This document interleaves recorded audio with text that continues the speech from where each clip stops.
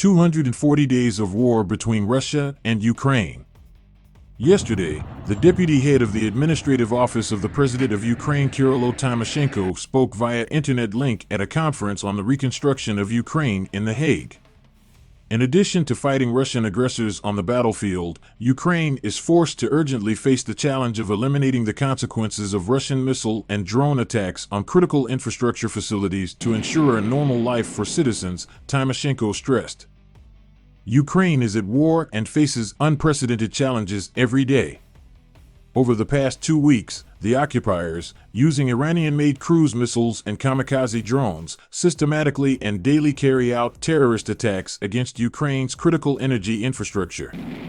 Even now, during our conversations, missiles and drones are flying over Ukrainian territory, he added.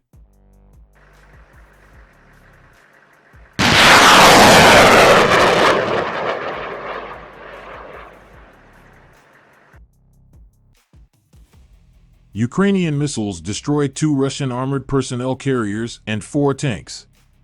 3 vehicles, 2 MTLB armored personnel carriers and 1 T-72B tank, were destroyed.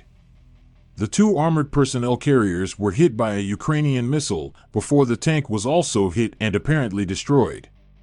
The operation was also reportedly carried out by the 92nd Mechanized Brigade, which has been fighting in the eastern Donbass region since 2014. The 40th Separate Artillery Brigade, officially the 40th Separate Artillery Brigade named after Grand Duke Vytautas, said in a statement on Sunday, June 26, "Thunder and flame.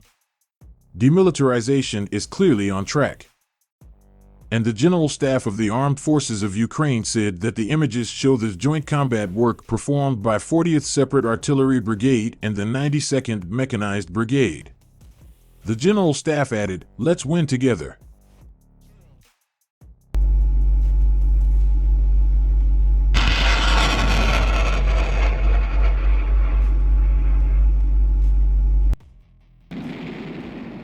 While the land forces of the Armed Forces of Ukraine said that the images show the joint work on the demilitarization of the occupiers by 40th Separate Artillery Brigade and the 92nd Mechanized Brigade. We contacted 40th Separate Artillery Brigade of the Ukrainian Armed Forces, as well as the Russian Defense Ministry for further comment, but haven't received a reply at the time of writing. Russia invaded Ukraine on February 24th in what the Kremlin is calling a special military operation. June 27 marks the 124th day of the invasion.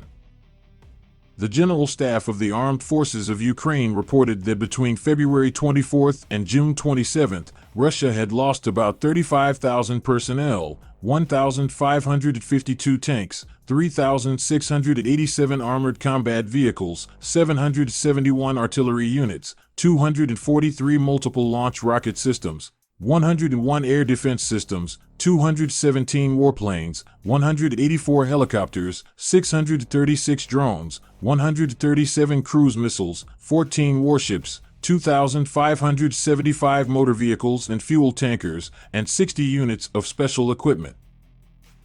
At least 14 missiles have hit the Ukrainian capital Kyiv, according to Ukrainian officials. The strikes come as G7 leaders meet in Bavaria and Germany for a 3-day summit. Military support for Ukraine is at the top of the agenda.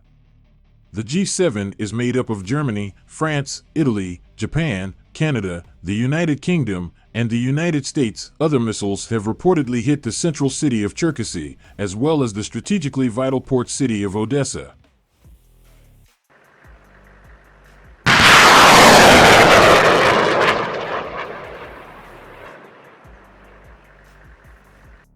Ukrainian President Volodymyr Zelensky addressed the G7 leaders over the weekend and said that he wanted the war to end before the end of the year. He repeated his request for anti-aircraft defense systems as well as further sanctions on Russia. He also repeated his request for help to export grain from Ukraine.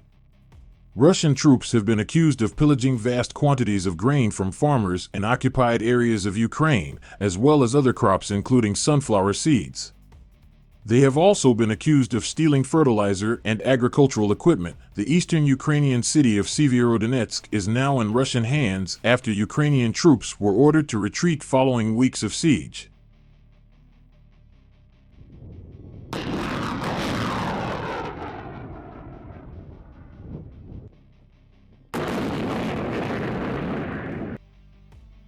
The United Kingdom and the United States, as well as Japan and Canada, are set to ban imports of Russian gold. British Prime Minister Boris Johnson said that the ban will strike at the heart of Putin's war machine. Last week, the European Union approved Ukraine's application to become a candidate for admission to the bloc, which is currently made up of 27 countries. The decision was hailed in both Brussels and Kyiv as a historic moment, with President Zelensky saying that Ukraine's future is in the EU. Russian Foreign Ministry Press Secretary Maria Zakharova said that Moscow's response to Lithuania banning the transit of goods, sanctioned by the EU, to Kaliningrad will not only be diplomatic but also practical. But Lithuanian Prime Minister Ingrida Šimonytė accused Russia of lying over the blockade, saying that people are still able to travel between Russia and Kaliningrad and that the blockade only affects 1% of goods.